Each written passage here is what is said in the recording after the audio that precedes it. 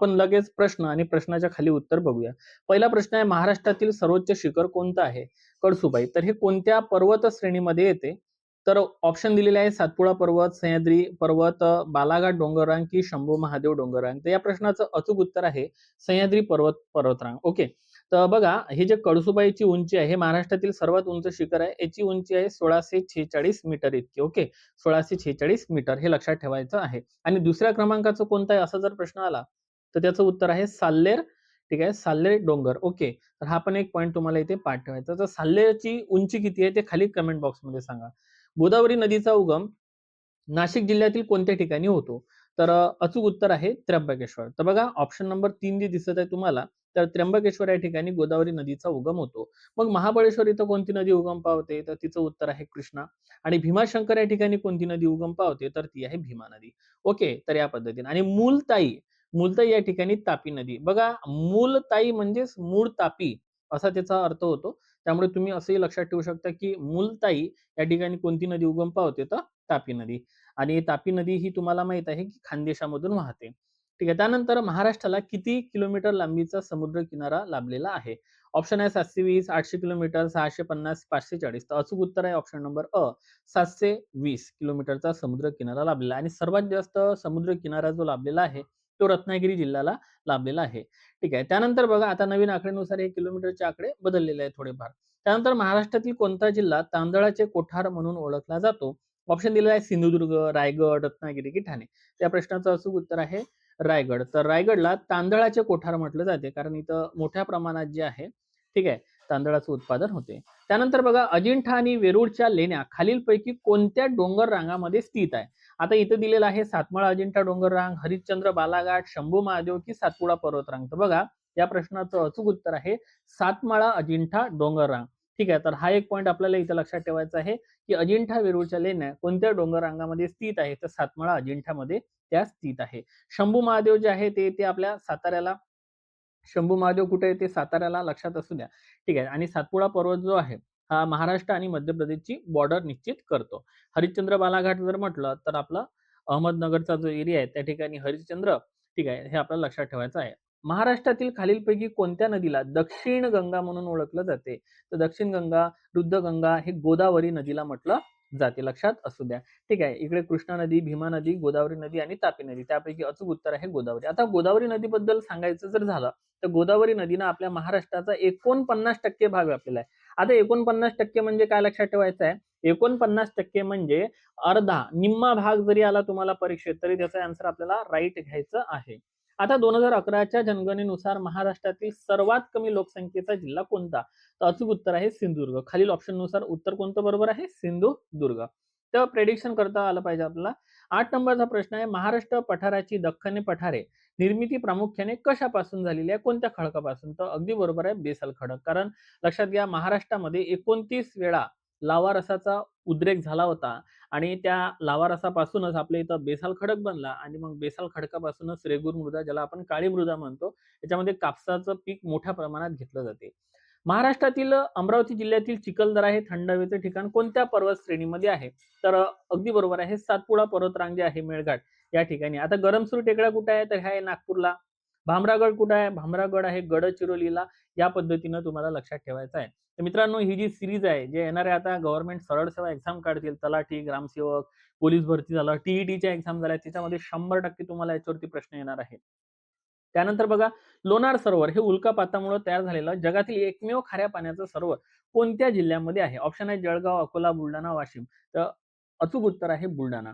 बुलढाणा या शहरामध्ये आहे, या जिल्ह्यामध्ये आहे. आणि बघा, सगळ्यात महत्वाचं म्हणजे स्टुडंट काय, की इथे ज्ञानगंगा, अंबाबरवा, लक्षात घ्या, हे महत्वाचे अभयारण्य सुद्धा आहे. ओके. त्यानंतर पुढचा प्रश्न दिलेला आहे 11 नंबरचा, थोरले बाजीराव पेशवे यांची समाधी मध्य प्रदेश आणि महाराष्ट्र यांच्या सीमेवर आहे, तर ते कोठे आहे? तर ऑप्शन दिलेलं आहे रावेरखेडी, बर्राणपूर, नंदुरबार, इंदूर. तर या प्रश्नाचं अचूक उत्तर आहे रावेरखेडी. आणि हा प्रश्न अत्यंत महत्वाचा आहे मित्रांनो. आणि ही जी समाधी आहे, ठीक आहे, तर ही नर्मदा नदीकाठी आहे, त्यामुळे हा प्रश्न आपल्यासाठी महत्वाचा आहे. आणि तुम्हा सर्वांना माहित आहे की महाराष्ट्राला मध्य प्रदेशची सीमा लागलेली आहे आणि महाराष्ट्रातील 8 जिल्हे हे मध्य प्रदेशला लागलेले आहे, तर कर्नाटकला 7 जिल्ह्यांची सीमा लागलेली आहे. आणि हे दोन्ही प्रश्न मागच्या वेळेस एमपीएससी आयोगाने आपल्याला विचारलेले आहे. गोदावरी व कृष्णा नद्यांच्या खोऱ्यांना वेगळी करणारी डोंगररांग कोणती आहे? तर बघा, सातमाळ, अजिंठा, हरिश्चंद्र, बालाघाट, शंभू महादेव की सातपुडा? तर या प्रश्नाचं अचूक उत्तर आहे हरिश्चंद्र बालाघाट. तर मोस्ट आयएमपी करा. ठीक आहे. त्यानंतर बघा, पुढचा प्रश्न दिलेला आहे. महाराष्ट्रातील सर्वाधिक पाऊस पडणारे ठिकाण अंबोली कोणत्या जिल्ह्यामध्ये आहे? ऑप्शन आहे रत्नागिरी, सिंधुदुर्ग, रायगड की कोल्हापूर? तर उत्तर आहे सिंधुदुर्ग, कारण अंबोली हे ठिकाण सिंधुदुर्गमध्ये आहे. ठीक आहे. तर तुम्हाला असाही प्रश्न येऊ शकतो की भारतात सर्वात जास्त पावसाचं प्रमाण कुठं आहे?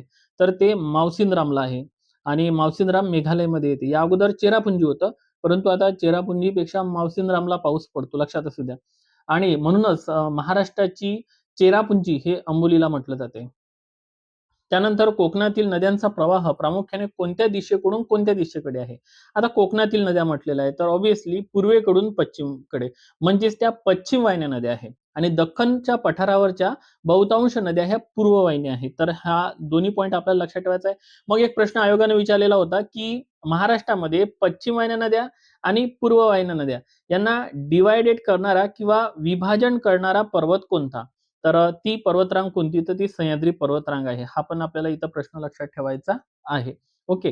त्यानंतर पुढचा प्रश्न बघा. तोरणमाळ हे थंड हवेचं ठिकाण महाराष्ट्रातील कोणत्या जिल्ह्यात आहे? तर तोरणमाळ हे थंड हवेचं ठिकाण नंदुरबार जिल्ह्यामध्ये येते. त्यानंतर आता आज आपण थोडा वेळ आधी बघितलं होतं की खालीलपैकी कोणत्या मृदेला रेगूर सॉइल असं म्हटलं जाते?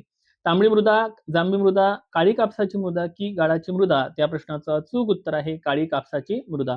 आणि ही जी मृदा म्हणजेच माती असते, हे बेसाळ खडकापासून बनलेली असते आणि त्यामुळेच तिचा रंग काळा हा असतो, लक्षात असू द्या. ओके. टिटॅनोफेरस मॅग्नेटाइटमुळे तिला काळा रंग प्राप्त होतो.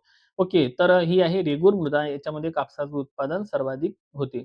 आता एक जागतिक मृदा दिवस पण साजरा केला जातो, तर तो 5 डिसेंबरला साजरा केला जातो, हे लक्षात ठेवा. तर बघा, 17 नंबरचा प्रश्न दिलेला आहे. मांजरा ही खालीलपैकी कोणत्या नदीची उपनदी आहे? कृष्णा, गोदावरी, भीमा, तापी?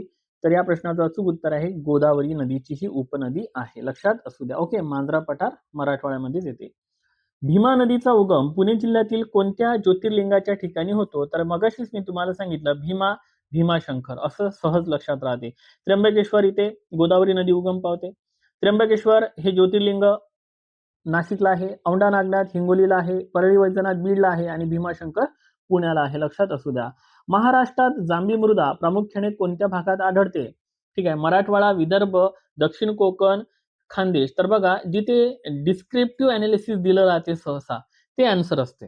ठीक आहे. तिथे दिलेलं आहे दक्षिण कोकण आणि त्यातही रत्नागिरी आणि सिंधुदुर्ग सांगितलेला आहे. तर जांभी मृदा लक्षात ठेवा. आणि बहुतांश जिथे जास्त पाऊस पडतो तिथे आपल्याला जांभी मृदा बघायला मिळते. त्यानंतर महाराष्ट्रातील सर्वाधिक वनक्षेत्र लाभलेला जिल्हा कोणता आहे? तर आपल्या सर्वांना माहित आहे गडचिरोलीला सर्वात जास्त वने आहेत. कोयना धरणाच्या जलाशयाला काय नाव देण्यात आलेलं आहे? तर शिवसागर असं नाव देण्यात आलेलं आहे, लक्षात असू द्या. ठीक आहे. मला वाटते आणखी अजून एक नाव देण्यात आलेलं आहे, ते तुम्हाला माहित असेल तर नक्की कमेंट बॉक्समध्ये सांगा. पैठण येथील जायकवाडी धरणाच्या जलाशयाला काय म्हटलं जाते? नाथसागर, कारण संत एकनाथ महाराज यांच्या नावावरूनच नाथसागर हे नाव पडलेलं आहे. ओके. त्यानंतर कृष्णा कोयनाचा संगम जिथं होतो त्याला प्रीती संगम असं म्हटलं जाते. तो कराड या ठिकाणी संगम आहे. महाराष्ट्रातील अतिपूर्वेकडील जिल्हे कोणते? तर ऑप्शन मध्ये दिलाय नागपूर, वर्धा, गोंदिया, गडचिरोली, यवतमाळ, वाशिम की लातूर, नांदेड? या प्रश्नाचं अचूक उत्तर आहे गोंदिया, गडचिरोली. आणि ही दोन्ही जिल्हे छत्तीसगड स्टेटला लागलेले आहे, लक्षात असू द्या. छत्तीसगडला 2च जिल्हे लागलेले आहे आपले. पुणे मुंबई दरम्यान असणारा प्रसिद्ध घाट कोणता? तर तो आहे बोर घाट, ज्यालाच आपण खंडाळा घाट असं म्हणतो. बघा मित्रांनो, स्टेट बोर्डचे पुस्तकं हे किती महत्वाचे असतात. ठीक आहे. मुंबई नाशिक दरम्यान जो घाट आहे त्याला आपण थळघाट किंवा कसारा घाट म्हणू शकतो. ठीक आहे. पण पुणे मुंबई म्हटलं तर बोर घाट, ज्यालाच आपण खंडाळा घाट असं म्हणतो. म्हणून हे कंसातले दोन्हीही घाट तुम्हाला इथे लक्षात ठेवायचे आहे. त्यानंतर नाशिक मुंबई यांना जोडणारा घाट कोणता आहे? तर तो आहे थळघाट, कसारा घाट, ज्याचं मी उत्तर आताच तुम्हाला सांगितलेलं आहे. ओके. त्यानंतर बघा, कृष्णा आणि कोयना या नद्यांचा प्रीती संगम कुठे होतो? तर आताच बोललो होतो आपण कराड या ठिकाणी हा काय आहे? संगमस्थळ आहे. कृष्ण पंचगंगा जर विचारलं तर नरसोबाची वाडी. ठीक आहे. आणि महत्वाचं म्हणजे कृष्णाची जी उपनदी आहे पंचगंगा, त्या नदीकाठी एक महत्वपूर्ण शहर वसलेलं आहे, ते म्हणजे कोल्हापूर आपलं. ओके. त्यानंतर बघा, तापी आणि पूर्णा नद्यांचा संगम जळगाव जिल्ह्यात कुठे होतो?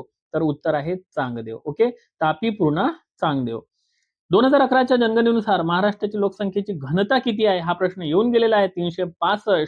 पण भारताची जर विचारली घनता 2011 नुसार तर ते 382 आहे. आणि मित्रांनो, आता 2027 ची डिजिटल जनगणना सुरू आहे, त्यामध्ये आता नवीन आकडे आपल्याला अभ्यासायला मिळणार आहे. तर सध्या तुम्ही हेच लक्षात ठेवा, कारण तुमची एक्झाम आता लगेच होणार आहे.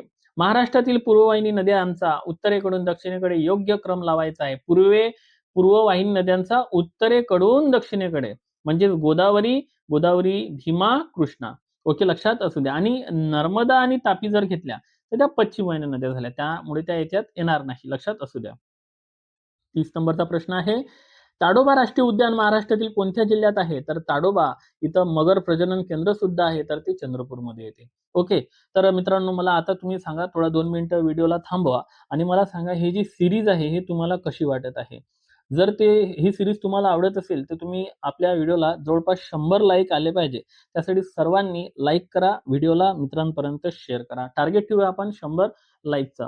महाराष्ट्रात बॉक्साईटचे साठे प्रामुख्याने कोणत्या जिल्ह्यात आढळतात? तर बॉक्साईटसाठी कोल्हापूर आपल्या इथं प्रसिद्ध आहे, लक्षात असू द्या. पंचगंगा नदीकाठी वसलेला आहे.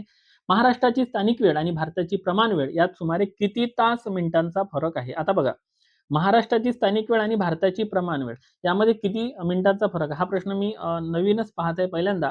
29 मिनिटांचा फरक पडतो. आणि लक्षात असू द्या, ग्रीनिच टाइम जो आहे युकेचा, त्याच्या भारताचा जो टाइम आहे प्रमाण वेळ हा किती तास पुढे आहे? तर हा 5.5 तास पुढे आहे, लक्षात असू द्या. ओके, हा प्रश्न मला पहिल्यांदाच बघायला मिळत आहे आणि नवीन प्रश्न आहे मित्रांनो, लक्षात घ्या. महाराष्ट्राची उत्तर सीमा कोणत्या पर्वतरांगांनी निश्चित केलेली आहे? तर आहे सातपुडा पर्वत, जो की एमपी आणि महाराष्ट्राला वेगळं करतो. इव्हन उत्तर भारत आणि दक्षिण भारत डिवायडेड करण्याचं काम सातपुडा आणि विंध्य पर्वत करतो. काटेपूर्णा आणि नळगंगा कोणत्या नदीच्या उपनद्या आहेत? तर ह्या पूर्णा नदी, जी की तापीची उपनदी आहे, तिच्या उपनद्या आहे. ओके, लक्षात असू द्या. त्यानंतर 35 नंबरचा प्रश्न दिलेला आहे, पेंच राष्ट्रीय उद्यान महाराष्ट्रातील कोणत्या जिल्ह्यात आहे? तर पेंच आहे आपलं नागपूर आणि महाराष्ट्र मध्य प्रदेशच्या सीमेवर आहे. हा प्रश्न आपल्याला कंबाईन मध्ये विचारलेला आहे. महाराष्ट्राच्या पश्चिमेस कोणता समुद्र आहे? तर अगदी सोपा प्रश्न आहे, अरबी समुद्र आहे. आणि पूर्वेस विचारलं भारताच्या, ठीक आहे. आणि पूर्वेला कोण आहे? तर तो आहे बंगालचा उपसागर. क्षेत्रफळाच्या दृष्टीने महाराष्ट्राचा भारतात कितवा क्रमांक लागतो? आता हा प्रश्न थोडा शांततेने सोडून घ्या. क्षेत्रफळाच्या दृष्टीने म्हटलाय म्हणून तिसरा, कारण पहिलं राजस्थान, दुसरं मध्य प्रदेश आणि तिसरं आहे महाराष्ट्र. पण लोकसंख्येत विचारलं 2011 नुसार तर महाराष्ट्राचा क्रमांक लागतो दुसरा. ओके, क्षेत्रफळात तिसरा, लोकसंख्येमध्ये दुसरा. कृष्णा नदीचा उगम सातारा जिल्ह्यातील कोणत्या पर्यटन स्थळी होतो? तर महाबळेश्वर. माथेरान रायगडला आहे, पाचगणी साताराला आहे, लोणावळा खंडाळा पुण्याला आहे. तर जस्ट लक्षात ठेवा. 39 कोणत्या कोकणातील सर्वात लांब नदी कोणती आहे? कोकणातील सर्वात लांब नदी वैतरणी आहे. पण बघा, बऱ्याच ठिकाणी उल्हास नदी वगैरे पण आन्सर घेतलेला आहे. तर ह्या प्रश्नाला तुम्ही एकदा क्रॉस चेक करून घ्या मित्रांनो. ओके, हा एकदा तुम्हाला इंटरनेटवर सर्च करायचा आहे, कारण या बाबतीत मी सुद्धा थोडा कन्फ्यूज आहे. ठीक आहे. त्यानंतर बघा, भामरागड आणि चिरोली टेकड्या महाराष्ट्रातील कोणत्या जिल्ह्यात आहे? तर भामरागड, चिरोली मी मगाशीच सांगितलेलं आहे, गडचिरोली नावातच आहे. गड म्हणजे भामरागड आणि चिरोली म्हणजे गडचिरोली, असं लक्षात ठेवू शकता तुम्ही पाठ ठेवण्यासाठी. ओके, त्यानंतर पहा, राधानगरी हे अभयारण्य खालीलपैकी कोणत्या प्राण्यासाठी प्रसिद्ध आहे? तर राधानगरी आहे गव्यासाठी प्रसिद्ध. ओके, शेकरूखार हे आपल्याला भीमाशंकर अभयारण्य जे आहे पुणे या ठिकाणी सापडते. ठीक आहे, तर सहज लक्षात राहू शकते. भीमा आणि कृष्णा नद्यांच्या खोऱ्यांना वेगळी करणारी डोंगररांग कोणती? तर अतिदक्षिणेकडची जी आहे आपल्या महाराष्ट्रातील शंभू महादेव डोंगररांग होय. आता इथे तुम्हाला गाविलगड दिसत असेल, तर गाविलगड आहे आपल्या अमरावतीला. ओके, तिथेच एक वान अभयारण्य सुद्धा आहे, ते लक्षात ठेवा. त्याच्यानंतर एक ढाकणा कोलकास अमरावतीला आहे. जेव्हा मी PSI मेन्स दिली होती तेव्हा मला मेन्समध्ये हा क्वेश्चन आला होता, ढाकणा कोलकास, पण माझा प्रश्न तो चुकलेला होता. ठीक आहे, ढाकणा कोलकास पण आपल्या अमरावतीलाच आहे. महाराष्ट्रातील सर्वाधिक कापसाचे क्षेत्र कोणत्या विभागात आढळते? कापसासाठी विदर्भ आणि मराठवाडा. Yes, absolutely right. महाराष्ट्राचा राज्य प्राणी शेकरू म्हणजे मोठी खार कोणत्या अभयारण्यात प्रामुख्याने आढळते? तर आताच बोलल्याप्रमाणे भीमाशंकर अभयारण्य. ओके, सो लक्षात असू द्या. मेळघाट वाघासाठी प्रसिद्ध आहे, सागरेश्वर सांगली हरणासाठी प्रसिद्ध आहे, तर लक्षात असू द्या. ठीक आहे. त्यानंतर 45 नंबरचा प्रश्न आहे, सातपुडा पर्वतातील महाराष्ट्रातील सर्वोच्च शिखर कोणतं? तर बघा, आता सातपुडा पर्वतातलं महाराष्ट्रातलं शिखर विचारलेलं आहे, तर ते आहे अस्तंबा. आणि अस्तंबाची उंची किती आहे? 1325 मीटर. पण पूर्ण सातपुड्यातलं विचारलं मध्य प्रदेश सहित तर ते धूपगड आहे, ते 1350 आहे, म्हणजे 25 मीटरचा फरक आहे मित्रांनो. बघा, तर मॅग्नीजचे साठे प्रामुख्याने कोणत्या जिल्ह्यात आढळतात? तर मॅग्नीजच्या साठ्यासाठी नागपूर भंडारा आपलं फेमस आहे, लक्षात असू द्या, आपलं नागपूर भंडारा. माळशेज घाट कोणत्या 2 शहरांना जोडतो? तर कल्याण आणि अहमदनगर, लक्षात असू द्या. आणि 2011च्या जनगणनेनुसार महाराष्ट्रात सर्वात जास्त लिंग गुणोत्तर असणारा जिल्हा कोणता? तर बघा रत्नागिरी आहे, 1122. म्हणजे 1000 पुरुषामागं किती स्त्रियांची संख्या? 1122 आहे. तर रत्नागिरी फर्स्ट नंबरवर आहे.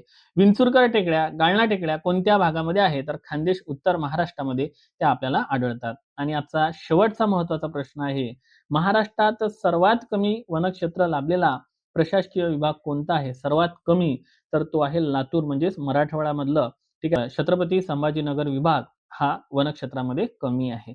ओके. आणि नागपूर विभागामध्ये जंगलाचं प्रमाण खूप मोठ्या प्रमाणात आहे, कारण तिकडे गडचिरोली, चंद्रपूर वगैरे येते. तर मित्रांनो, हे होते महत्त्वाचे स्टेट बोर्ड आधारित 50 क्वेश्चन. तुम्हाला हे क्वेश्चन कसे वाटले आणि ही सिरीज कशी वाटते ते नक्की सांगा. लवकरच आपण भूगोल या विषयावरील, त्यानंतर विज्ञान या विषयावरील सगळे असे 50-50 प्लस क्वेश्चन घेऊन येऊ. Thank you so much.